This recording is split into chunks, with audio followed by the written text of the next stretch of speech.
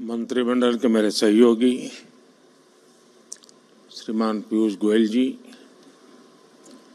अनुप्रिया पटेल जी, सोम प्रकाश जी, अन्य महानुभाव और देश भर से हमारे साथ जुड़े हुए स्टार्टअप इकोसिस्टम के सभी साथी, आप सबको स्टार्टअप महाकुंभ की बहुत बहुत शुभकामनाएं।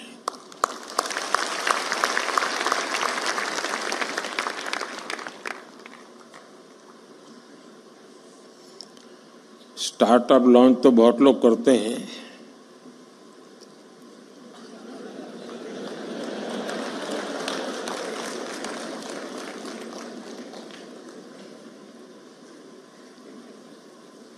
और पॉलिटिक्स में तो ज्यादा।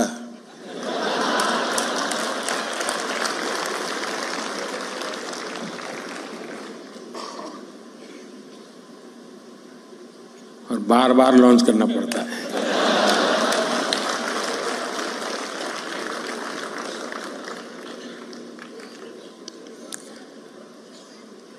आप में उनमें फर्क ये है कि आप लोग प्रयोगशील होते हैं। एक अगर लॉन्च नहीं हुआ तो तुम दूसरे पर चले जाते हैं।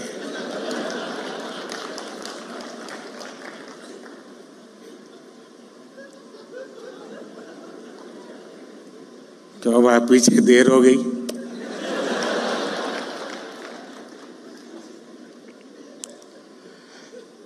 साथियों, आज जब देश 2047 के विकसित भारत के रोड मैप पर काम कर रहा है, ऐसे समय मुझे लगता है कि ये स्टार्टअप महाकुंभ का बहुत महत्व है। बीते दशकों में हमने देखा है कि भारत ने कैसे आईटी और सॉफ्टवेयर सेक्टर में अपनी छाप छोड़ी है। अब हम भारत में इनोवेशन और स्टार्टअप कल्चर का ट्रेंड लगातार बढ़ता हुआ देख रहे हैं, और इसलिए स्टार्टअप की दुनिया के आप सभी साथियों का इस महाकुंभ में होना बहुत मायने रखता है। और मैं बैठे बैठे सोच रहा था कि स्टार्टअप वाले सफल कैसे होते हैं, क्यों होते हैं, वो कौन सी उनके अंदर एक जीनियस एलिमेंट है जिसके कारण ये सफल हो जाते हैं। तो मुझे एक विचार आया, आप लोग तय करना मैं सही हूं कि गलत हूं। जो आपकी टीम है जिसने इसको ऑर्गेनाइज किया है, क्योंकि आमतौर पर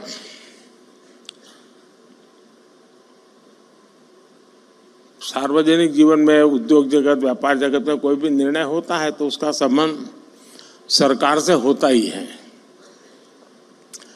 और जब सरकार से होता है तो फिर थोड़ा 5 साल का टाइम टेबल रहता है।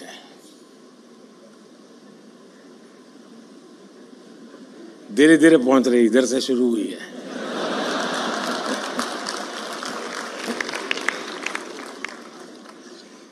और इसलिए आमतौर पर जो व्यापारी मन होता है वो सोचता है, यार चुनाव का वर्ष है, अभी रहने दो, एक बार चुनाव हो जाए, नई सरकार बनेगी तब देखेंगे। ऐसा ही होता है ना। लेकिन आप लोग, इलेक्शन डिक्लेयर हो चुका है, उसके बावजूद भी इतना बड़ा कार्यक्रम कर रहे हैं।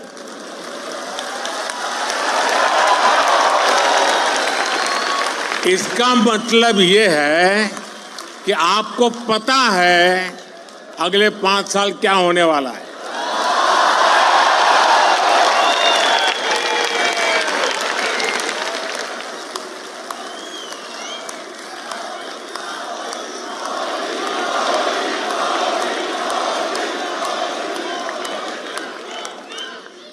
और मैं समझता हूं आपके अंदर ये जो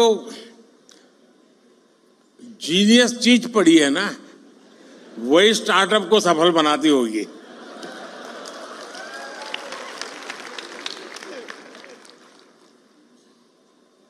यहां investors, incubators, academicians, researchers, industry members, यानी एक प्रकार से सच्चे अर्थ में ये महाकुंभ है।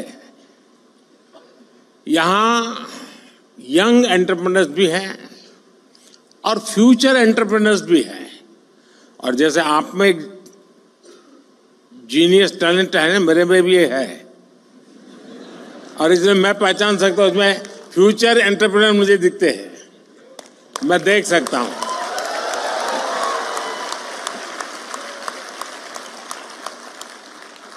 ऐसे में ये एनर्जी, ये वाइब वाकई अद्भुत है।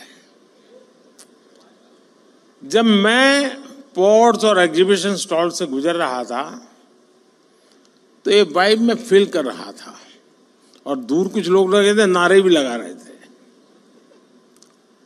और हर कोई अपने इनोवेशन को बड़े गर्व के साथ दिखा रहा था।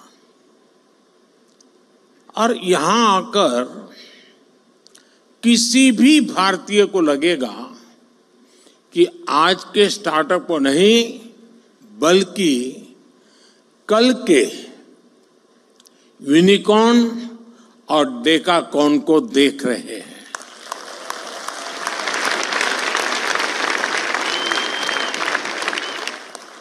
साथियों, भारत आज अगर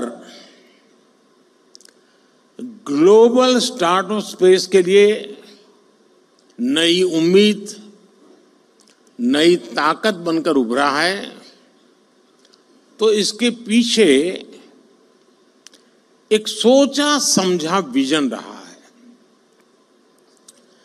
भारत ने सही समय पर सही निर्णय लिए, सही समय पर स्टार्टअप्स को लेकर काम शुरू किया। अब ये समिट तो आप लोगों ने बहुत बड़ी मात्रा में ऑर्गेनाइज की है, लेकिन जब ये शब्द भी का स्टार्टअप नहीं हुआ था, उस समय मैंने एक समिट की थी विज्ञान भवन में। बड़ी मुश्किल से आधा सभागृह भरा था, पीछे भी जैसे सरकार करती है जगह हमने भर दी थी। ये अंदर की बात है, बाहर मत बताना।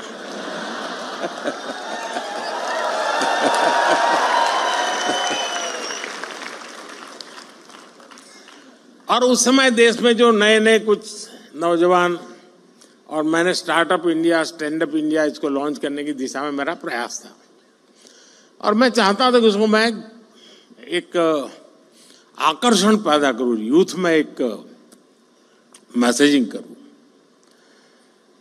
तो कुछ लोगों ने जो इनिशिएटिव लिए थे उनको खोजा देश भर में, भाई कोई कोने में कोई करता है तो जरा देखो। और मैंने 5-7 लोगों को बुलाया था कि जरा भाई आप भी वहां भाषण कीजिए, मेरी कोई सुनेगा नहीं।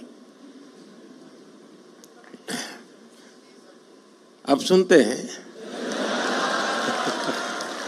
उस समय बात कर रहा हूं। तो मुझे बराबर याद है, उस फंक्शन में एक बेटी ने अपना अनुभव सुनाया, शायद यहां बैठी भी हो, मुझे मालूम नहीं है। और उसने, वो मूल बंगाली है और माँ बाप ने काफी पढ़ा लिख करके उसको तैयार किया। उसने अपना अनुभव बताया। उसने कहा, मैं, उनकी माता पिता भी पढ़े लिखे हैं, तो बोले मैं घर गई तो मेरी माँ ने पूछा क्या कर रही हो बेटा, आप काफी पढ़ लिख के आई थी। तो उसने कहा कि मैं स्टार्टअप शुरू करने जा रही हूँ। तो उसकी माँ ने कहा, वो बंगाली थे, सर्वनाश।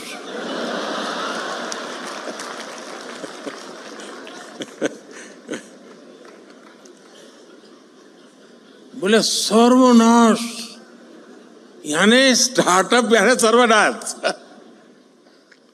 वहां से शुरू हुई यात्रा, इसका एक सैंपल यहां नजर आ रहा है।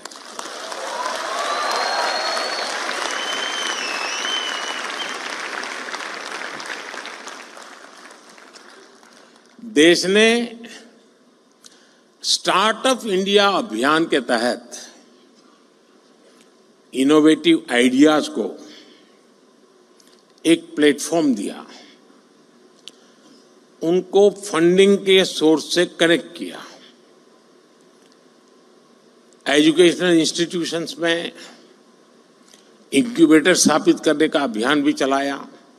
हमने बिल्कुल उसका बाल वाटिका शुरू की, अटल टिंकरिंग लैब, जैसे एजुकेशन में सबसे शुरू होता है ना केजी का, वैसा ही हमने शुरू किया। और इससे फिर एक स्टेज आकर गया, इंक्यूबेशन सेंटर बनते गए। टियर 2, टियर 3 शहरों के नौजवानों के लिए भी अपने आइडियाज को इंक्यूबेट करने की सुविधा मिलने लगी। आज पूरा देश गर्व से कह सकता है कि हमारा स्टार्टअप इकोसिस्टम सिर्फ बड़े मेट्रो शहर तक सीमित नहीं है। और अभी छोटी सी फिल्म में भी दिखाया गया, ये देश के 600 से अधिक जिलों तक पहुंच चुका है। इसका मतलब है ये एक सामाजिक कल्चर बन गया है, और जब कोई सामाजिक कल्चर बन जाए तो फिर उसको रुकने का कोई कारण ही नहीं होता है, वो नई नई ऊंचाइयों को प्राप्त करता ही करता जाता है। भारत की स्टार्टअप क्रांति का नेतृत्व आज देश के छोटे शहरों के युवा कर रहे हैं। कुछ लोग सोचते हैं कि हमारे स्टार्टअप सिर्फ टैक्स स्पेस तक ही सीमित है, लेकिन मुझे खुशी है कि आज agriculture, textile, medicine, transport, space, even मैंने देखा योगा में स्टार्टअप शुरू हुए हैं। आयुर्वेद में स्टार्टअप शुरू हुआ है, और एक दो नहीं, मैं थोड़ा मैं रुचि लेता हूं तो देखता रहता हूं। 300, 400 की संख्या में है, और हर एक में एक से बढ़कर एक न कुछ नया है जी। कभी तो मुझे भी सोचना पड़ता है कि मैं योगा कर रहा हूं वो ठीक है कि स्टार्टअप वाला कह रहा है वो योगा ठीक है।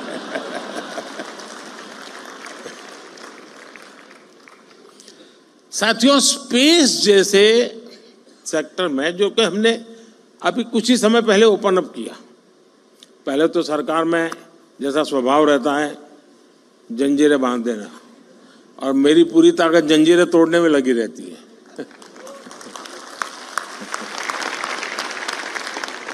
स्पेस में 50 से अधिक सेक्टर्स में भारत के स्टार्टअप बहुत अच्छा काम कर रहे हैं, और ऑलरेडी हमारे स्टार्टअप स्पेस शटल लॉन्च करने लगे हैं जी, इतने कम समय में।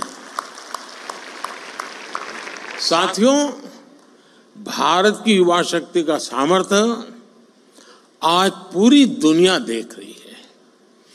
इस सामर्थ्य पर भरोसा करते हुए देश ने स्टार्टअप इकोसिस्टम निर्माण करने की तरफ अनेक कदम उठाए हैं।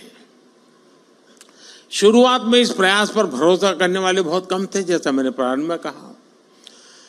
हमारे यहां पढ़ाई का मतलब नौकरी, और नौकरी का मतलब सिर्फ सरकारी नौकरी, यही सब था। मैं बड़ौदा में रहता था पहले, और वहाँ महाराष्ट्रियन परिवारों से हमारा नाता जरा ज़्यादा था, तो गायकवाड़ी स्टेट है। तो हमारे कुछ साथी बड़े मजाक के स्वभाव से कहते थे, अगर बेटी बड़ी हुई शादी तय करनी है तो घर में चर्चा क्या होती है? बोले मूला फाल छाना है, यानी बेटा बहुत अच्छा है, फिर क्या सरकारी नौकरियां है, बस तो अब बेटी शादी होने के लिए योग्य हो गया। आज पूरी सोच बदल गई है। कोई बिजनेस की बात करना था तो पहले आइडिया की नहीं, दिमाग यही है यार, करना तो है लेकिन पैसे कहां से लाऊं।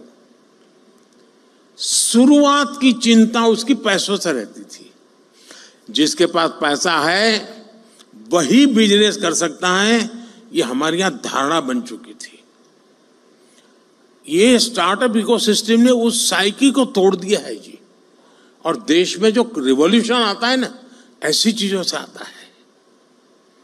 देश के नौजवानों ने जॉब सीकर से ज्यादा जॉब क्रिएटर बनने का रास्ता चुना है।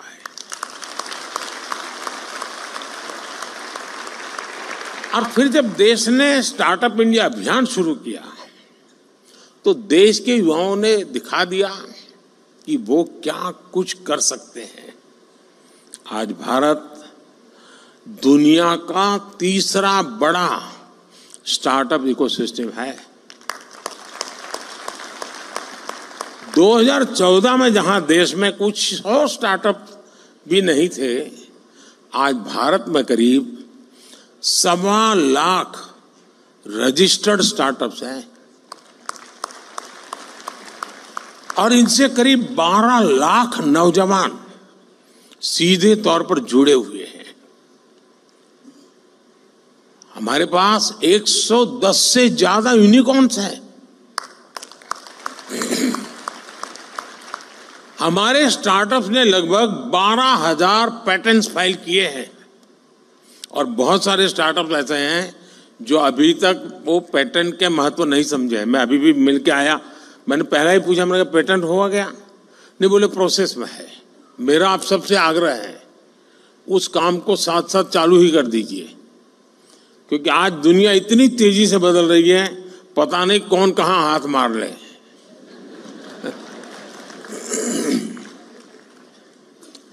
और देश ने कैसे इनकी हैंड होल्डिंग की है उसका एक और उदाहरण है जेम पोर्टल। यहां पर उसकी व्यवस्था है, आप देख सकते हैं।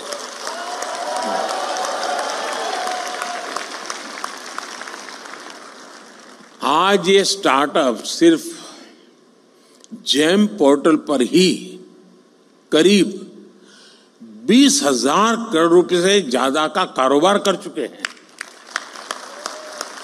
यानी सरकार ने एक प्लेटफॉर्म बनाया, आप वहां पहुंचे और इतने कम समय में 20-22 साल की आयु के नौजवान 20,000 करोड़ का कारोबार कर ले प्लेटफॉर्म पर, ये बहुत बड़ी बात है जी।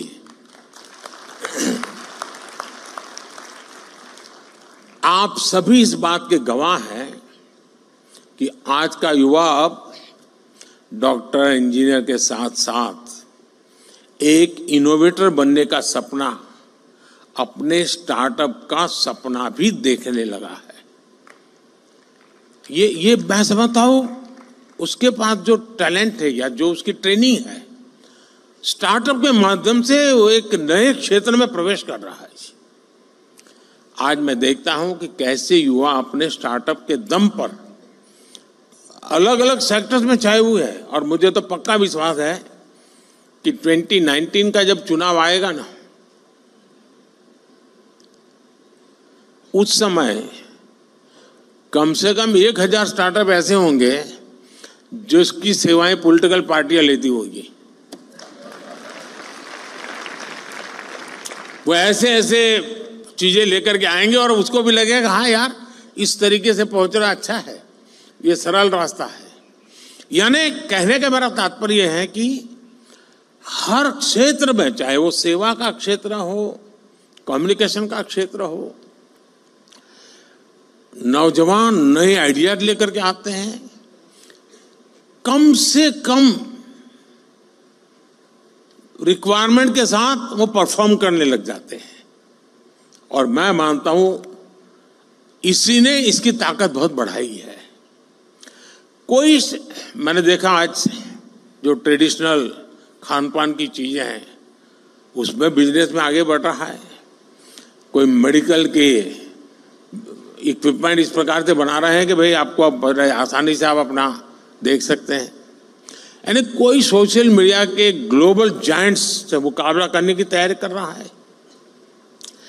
यही सपने हैं, यही स्पिरिट है, यही शक्ति है। इसीलिए लोग कहते हैं मैं इसे नष्ट करूंगा।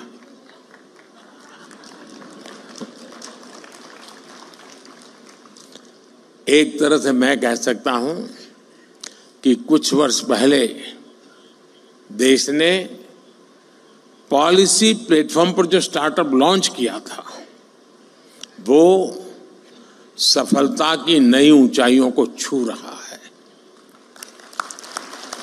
साथियों, स्टार्टअप्स को देश के डिजिटल इंडिया अभियान से जो मदद मिली है, और मैं मानता हूं कि यूनिवर्सिटीज ने इसे केस स्टडी के रूप में स्टडी करना चाहिए। वो अपने आप में एक बहुत बड़ा इंस्पिरेशन है।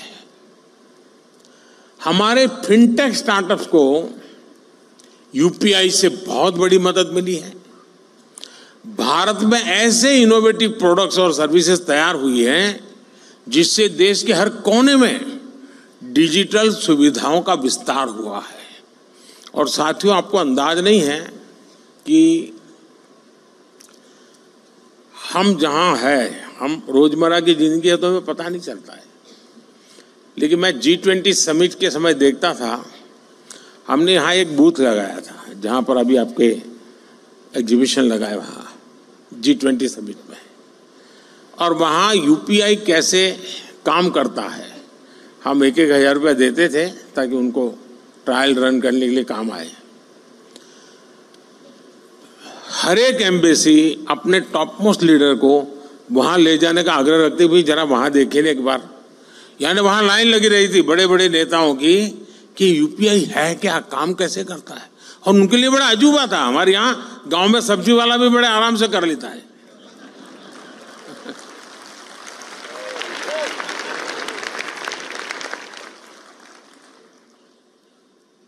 साथियों, इससे फाइनेंशियल इंक्लूजन को बल मिला है। रूरल और अर्बन डिवाइड को देश कम कर पाया है।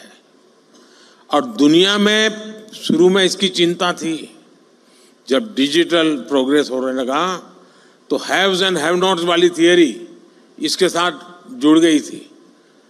सोशल डिवाइड की बात हो रही थी। भारत ने टेक्नोलॉजी को डेमोक्रेटाइज कर दिया है और इसलिए हैव्स एंड हैव नॉट्स वाली थियरी मेरे यहाँ चल नहीं सकती है। मेरे यहाँ सबके लिए सब कुछ है। आज एग्रीकल्चर हो, एजुकेशन हो, हेल्थ हो, इनमें स्टार्टअप्स के लिए नई संभावनाएं बन रही है। मुझे इस बात की भी खुशी है कि हमारे 45% से ज्यादा स्टार्टअप्स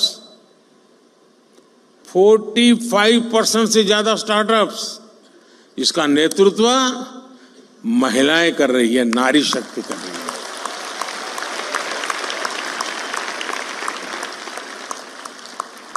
इस ताकत का कोई अंदाज नहीं लगा सकता जी। ये पूरा एडिशनल बेनिफिट है देश को। हमारी बेटियां कटिंग एज इनोवेशन से देश की समृद्धि की तरफ ले जा रही है जी। साथियों, इनोवेशन का एक कल्चर विकसित भारत के निर्माण के लिए नहीं बल्कि पूरी दुनिया के बेहतर भविष्य के लिए भी बहुत जरूरी है। और मैं बहुत जिम्मेवारी के साथ कहता हूं, विश्व के बेहतर भविष्य की बात मैं कर रहा हूं, और मेरी ताकत पर नहीं, आपके सामर्थ्य पर मेरा भरोसा है।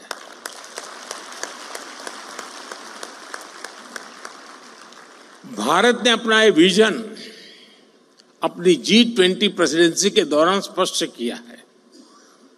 इसी प्रीमाइसिस में G20 समिट हुई विश्व के सभी बड़े नेता कोविड के बाहर दुनिया को कहां ले जाना इसके लिए खड़े बैठे थे, और इसी मंडप पे मेरा देश का यंग माइंड बैठा है जो 2047 तक जाने का रास्ता तय करने वाला है।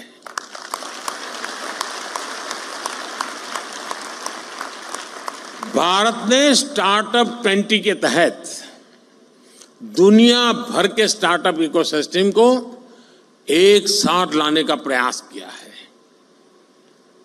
इसी भारत मंडप में G20 के दिल्ली डिक्लेरेशन में पहली बार स्टार्टअप्स को न सिर्फ इंक्लूड किया गया बल्कि उन्हें नेचुरल इंजन ऑफ ग्रोथ भी माना गया। मैं जरूर कहूंगा कि आप G20 का ये डॉक्यूमेंट जरूर देखें आप, यानी किस लेवल पर हम चीज को ले गए हैं। अब हम AI टेक्नोलॉजी से जुड़े एक नए युग में है और आज दुनिया इस बात को मान के चलती है कि AI मतलब इंडिया का अपर हैंड रहने वाला है जी, ये दुनिया मान के चल रही। अब हमारा काम है मौका नहीं छोड़ना है, और मैं काफी मदद ले रहा हूं ये AI की आजकल, क्योंकि मुझे मालूम है मुझे इलेक्शन कैंपेन में लैंग्वेज की सीमाएं आती है, तो मैं AI की मदद से तमिल में भी मेरी बात पहुंचा रहा हूं, तेलुगु में पहुंचा रहा हूं, उड़िया में पहुंचा रहा हूं। तो आप जैसे नौजवान ये काम करते हैं तो मेरा भी काम हो जाता है। पहले मैं देख रहा था कोई मुझे मिलता था तो एक जमाना था पहले ऑटोग्राफ मांगते थे, धीरे धीरे फोटोग्राफ मांगने लगे, अब सेल्फी मांगने लगे, अब तीनों मांग रहे हैं, सेल्फी चाहिए, फोटोग्राफ चाहिए, ऑटोग्राफ चाहिए। अब करें क्या? तो मैंने AI वाली मदद ले ली। मैंने अपने नमो ऐप पर एक व्यवस्था खड़ी कर दी, अगर मैं यहां से गुजर रहा हूं और कहीं पर एक कोने पर आपका आधा चेहरा भी आ गया तो AI की मदद से आप निकाल सकते हैं मोदी के साथ मैं खड़ा हूं।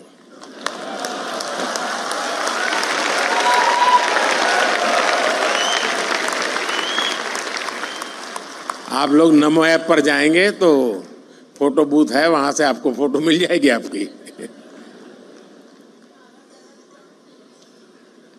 जरूर आया होगा, मैं यहां से गुजरा हूं तो।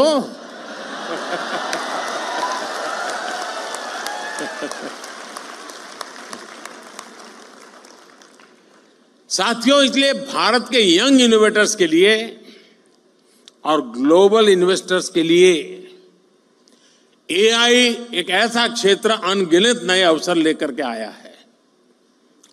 National quantum mission, India AI mission और सेमीकंडक्टर मिशन, ये सारे अभियान भारत के युवाओं के लिए संभावनाओं के नए द्वार खोलेंगे। अभी कुछ महीने पहले मुझे अमेरिका की संसद को संबोधित करने के लिए उन्होंने बुलाया था, तो मैंने वहां AI की चर्चा की। तो मैंने कहा अब AI दुनिया का भविष्य तय करने के लिए सामर्थ्यवान बनता जा रहा है, तो जितनी वहां समझ थी उतने हिसाब से तालियां बजी।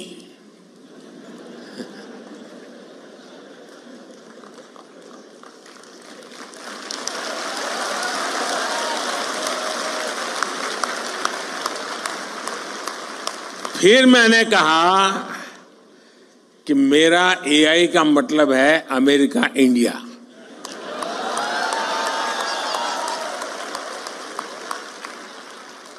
तो पूरा सभागृह खड़ा हो गया।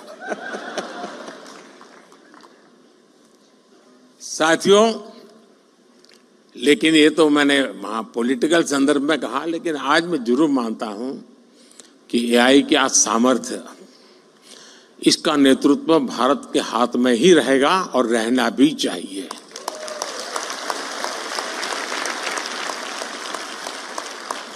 Indian solutions for global applications की भावना मुझे पक्का विश्वास है बहुत बड़ी मदद करेगी। भारत के युवा इनोवेटर जिन प्रॉब्लम्स का सॉल्यूशन ढूंढेंगे वो दुनिया के अनेक देशों की मदद करेगा। मैं पिछले दिनों को एक प्रयोग करता रहता हूं। मैं दुनिया के कई देशों के साथ हमारे देश के बच्चों के हैकाथॉन करवाता हूं। 30-40 घंटे ये बच्चे ऑनलाइन जुड़ करके हैकाथॉन करते हैं। मिक्स टीम बनती है। जैसे मानो सिंगापुर इंडिया है तो सिंगापुर के बच्चे इंडिया के बच्चे साथ में प्रॉब्लम सॉल्व करते हैं। मैंने देखा है कि भारत के बच्चों के साथ हैकाथॉन करने के लिए दुनिया में बहुत बड़ा आकर्षण पैदा हुआ है। फिर मैं उनको कहता हूं यार तुम जमोगे नहीं उनके साथ? बोले साहब जमेंगे नहीं लेकिन सीखेंगे तो।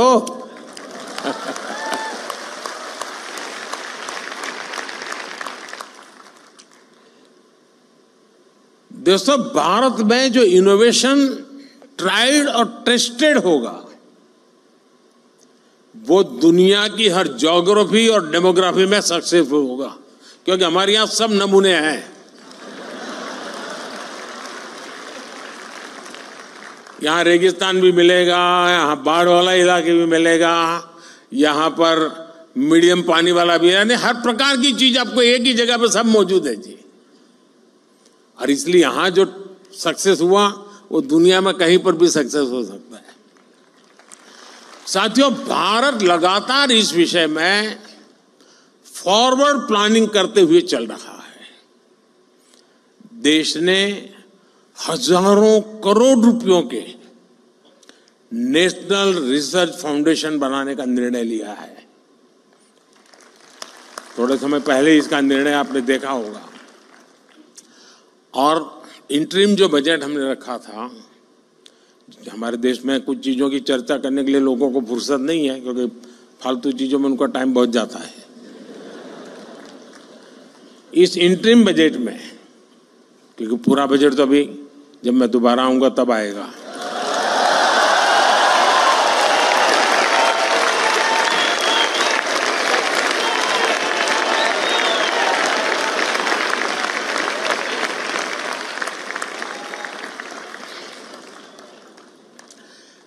इस इंटरिम बजट में एक बहुत बड़ा निर्णय हुआ है।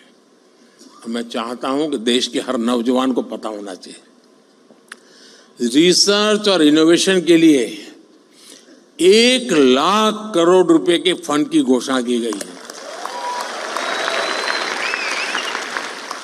इससे सनराइज टेक्नोलॉजी एरिया में लंबे समय तक चलने वाले रिसर्च प्रोजेक्ट में मदद मिलेगी। भारत ने डिजिटल डेटा प्रोटेक्शन के लिए बेहतरीन कानून भी बनाया है। स्टार्टअप्स को प्रोत्साहित करने के लिए जो भी कदम जरूरी है वो सारे उठाए जा रहे हैं। अब देश फंडिंग का एक बेहतर मैकेनिज्म बनाने का भी प्रयास कर रहा है। साथियों, आज जो स्टार्टअप सफल हो रहे हैं उन पर एक बड़ी जिम्मेदारी भी है। आपको ये तो ध्यान रखना ही है कि आपके आइडिया पर किसी ने भरोसा किया है, तभी आप यहां पहुंचे हैं। इसलिए आपको भी एक नए आइडिया को सपोर्ट करना चाहिए। कोई तो था जिसने आपका हाथ पकड़ा था, आप भी किसी का हाथ पकड़िए। क्या आप किसी एजुकेशनल इंस्टीट्यूट में युवाओं को प्रेरित करने के लिए मेंटर के रूप में जा नहीं सकते? मान लीजिए आपने एक 10 टिंकरिंग लैब ले लिए, जाएंगे उन बच्चों से बातें करेंगे, आपके आइडिया से उनके आइडिया चर्चा करेंगे, इंक्यूबेशन सेंटर पर जाएंगे, 1 घंटा दीजिए, आधा घंटा दीजिए, मैं रुपये पैसे देने की बात नहीं कर रहा हूं। देश की नई पीढ़ी से मिलिए दोस्तों, मजा आ जाएगा।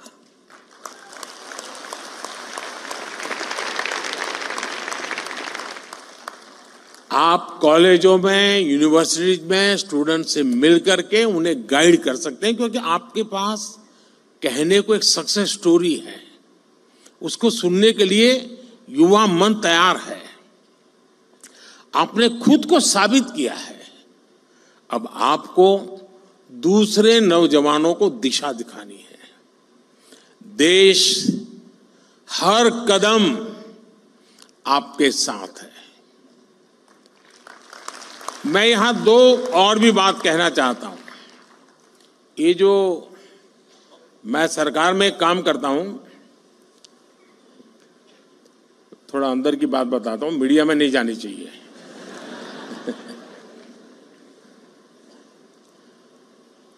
मैंने सरकार में एक बार कहा आकर के, नया नया यहाँ आया था दिल्ली, यहाँ का कल्चर का ज़्यादा पता नहीं था मुझे, बाहर का व्यक्ति था। मैंने सरकार से कहा, मैंने कहा ऐसा करो भाई, तुम्हारे यहाँ ऐसे प्रॉब्लम डिपार्टमेंट में जो लंबे समय से अटके पड़े हैं, लटके पड़े हैं, तुम लोग कोशिश कर रहे हो लेकिन सॉल्यूशन नहीं आ रहा है, ऐसे आइडेंटिफाई करो और मैं देश के नौजवानों को एक प्रॉब्लम दूंगा, उनको कहूँगा हैकेथॉन करो और इसका मुझे सॉल्यूशन दो। तो खैर हमारे बाबू लोग तो बहुत बहुत पढ़े लिखे लोग रहते हैं, तो साहब वो कोई जरूरत नहीं, हमारा 20-20 साल का अनुभव है। अरे मैंने कहा यार भाई क्या जाता है। शुरू में मुझे बहुत रेजिस्टेंस था, क्योंकि कोई मानने को तैयार नहीं था कि हमारे यहाँ कुछ अटका हुआ है, हमारे यहाँ कुछ लटका हुआ है, हमारे यहाँ रुका हुआ, कोई कहे हमारे सब नहीं साहब सब बहुत बढ़िया चल रहा है। अरे मैंने कहा भाई बढ़िया चल रहा है तो भी तो दो, वैल्यू एडिशन होगा। अच्छा नहीं होगा तो वो देखेगा कि क्या बढ़िया है, जाने दो ना बाहर। खैर बड़ी मुश्किल से सब डिपार्टमेंट ने मुझे, मैं बहुत पीछे पड़ गया तो निकाल करके दिया कि साहब ये एक समस्या है, ये तो टोटल लगाया तो करीब 400 निकली। अब वो तो शायद मुझे लगता है 0.1% भी नहीं बताया होगा। मैंने देश के नौजवानों का हैकेथॉन किया और उनको समस्याएं दे दी। मैंने कहा इसका सॉल्यूशन लेके आओ। आप हैरान हो जाएंगे जी, इतने बढ़िया सॉल्यूशन दिए उन्होंने, वे आउट दिए उन्होंने, और करीब 70-80% आइडियाज उन बच्चों के सरकार ने अडॉप्ट कर लिए। फिर स्थिति ये बनी कि हमारे डिपार्टमेंट मुझे पूछने लगे, साहब इस साल हैकेथॉन कब होगा, क्योंकि उनको लगा कि भाई ये सॉल्यूशन तो यहीं पर मिलेगा। यानी कहने का तात्पर्य है कि इनके पास जब मिलते हैं बच्चे, बैठते हैं, बहुत चीजें निकाल के लाते हैं। और ये 18, 20, 22 साल के नौजवान है जी। मैं कहूँगा ये जो हमारे बिजनेस के जो CII है, फीकी है, SOCHM है, मैं उनको कहता हूं कि वो अपनी अपनी इंडस्ट्री के प्रॉब्लम आइडेंटिफाई करें। प्रॉब्लम आइडेंटिफाई करके वे ये स्टार्टअप वालों का हैकेथॉन करें और उनको प्रॉब्लम दे। मैं पक्का मानता हूं ये बहुत बढ़िया सॉल्यूशन ला करके देंगे आपको। उसी प्रकार से मैं MSMEs के लोगों को कहूंगा कि आप अपने प्रॉब्लम्स निकालिए। टेक्निकल हर्डल्स होंगे, समय बहुत ज्यादा होगा, स्मूथनेस नहीं होगी मैन्युफैक्चरिंग में, डिफेक्टिव प्रोडक्शन होता होगा, बहुत सी चीजें होंगी। आप देश के स्टूडेंट्स के पास जाइए, उनका हैकेथॉन आप ऑर्गेनाइज, MSMEs के लोग खुद, और सरकार को कहीं मत में रखिए। हम ये 2 एरिया में अगर मेहनत शुरू करें तो देश की यंग टैलेंट हमें बहुत सारी समस्याओं का समाधान देंगे और हमारी यंग टैलेंट को इसमें से आइडिया मिलेगा कि हाँ ये भी क्षेत्र है जहां मैं काम कर सकता हूं। हमें इस स्थिति में जाना चाहिए और मैं मानता हूं कि स्टार्टअप महाकुंभ में से कुछ एक्शनेबल पॉइंट निकलने चाहिए। उन एक्शनेबल पॉइंट्स को लेकर के हम आगे चले। और मैं आपको वादा करता हूं, अभी 1-1.5-2 महीने में जरा और काम में व्यस्त हूं, लेकिन इसके बाद मैं आपके लिए अवेलेबल हूं।